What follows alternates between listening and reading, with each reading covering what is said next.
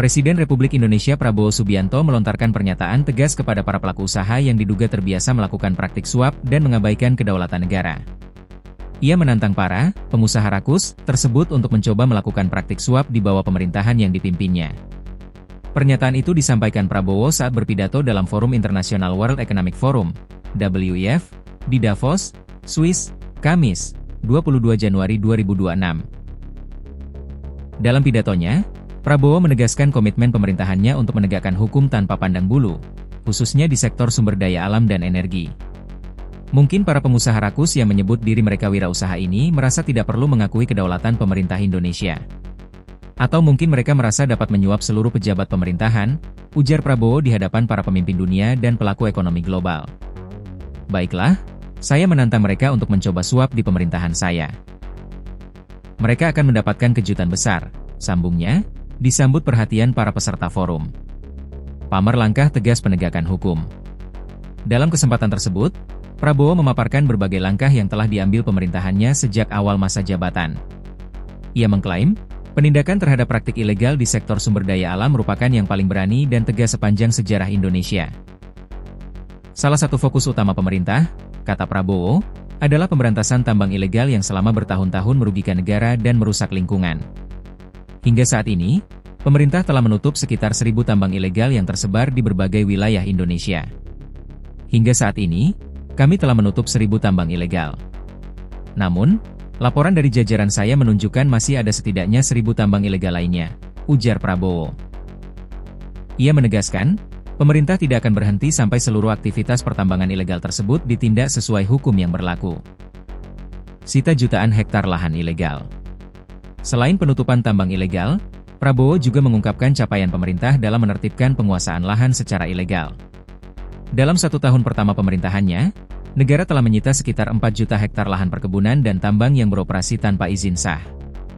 Menurut Prabowo, langkah tersebut merupakan bagian dari upaya mengembalikan hak negara sekaligus melindungi lingkungan dan masyarakat yang terdampak.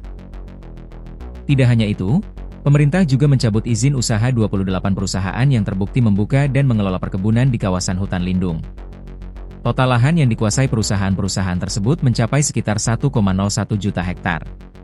Jika digabungkan dengan 4 juta hektar lahan ilegal yang telah disita sebelumnya, pada hakikatnya kami telah menjalankan penegakan hukum di bidang kehutanan yang paling berani dan paling tegas dalam sejarah Indonesia, kata Prabowo.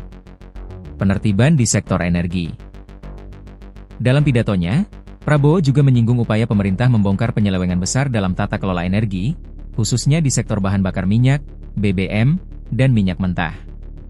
Ia menilai praktik-praktik tersebut sebagai pelanggaran serius terhadap hukum dan kedaulatan negara. Menurut Prabowo, berbagai penyimpangan itu tidak hanya merugikan keuangan negara, tetapi juga berdampak langsung terhadap kesejahteraan rakyat. Ini adalah pelanggaran terang-terangan terhadap supremasi hukum. Negara tidak boleh kalah oleh praktik-praktik seperti ini, tegasnya. Ratusan perusahaan diduga melanggar hukum. Prabowo mengungkapkan, berdasarkan data yang dimiliki pemerintah, jumlah korporasi yang diduga terlibat dalam pelanggaran hukum di berbagai sektor mencapai 666 perusahaan. Pemerintah, kata dia, tengah melakukan proses penelusuran dan penindakan sesuai ketentuan hukum. Ia menegaskan tidak akan mundur menghadapi tekanan atau perlawanan dari pihak-pihak yang merasa dirugikan oleh langkah penegakan hukum tersebut. Satu-satunya jalan adalah memiliki keberanian untuk menegakkan hukum. Tidak boleh ada kompromi. Tidak boleh ada langkah mundur, ujar Prabowo. Pesan ke dunia internasional. Pidato Prabowo di WEF tidak hanya ditujukan kepada pelaku usaha di dalam negeri, tetapi juga menjadi pesan kepada komunitas internasional bahwa Indonesia serius membenahi tata kelola sumber daya alam dan energi. Ia menekankan, Indonesia terbuka terhadap investasi dan kerja sama ekonomi global, namun investasi tersebut harus menghormati hukum, lingkungan, serta kedaulatan negara. Pernyataan keras Prabowo tersebut dinilai mencerminkan pendekatan pemerintahannya yang mengedepankan ketegasan hukum sebagai fondasi pembangunan ekonomi. Sejumlah pengamat menilai sikap itu sekaligus menjadi sinyal bahwa praktik bisnis yang mengandalkan kedekatan dengan kekuasaan tidak lagi mendapat tempat.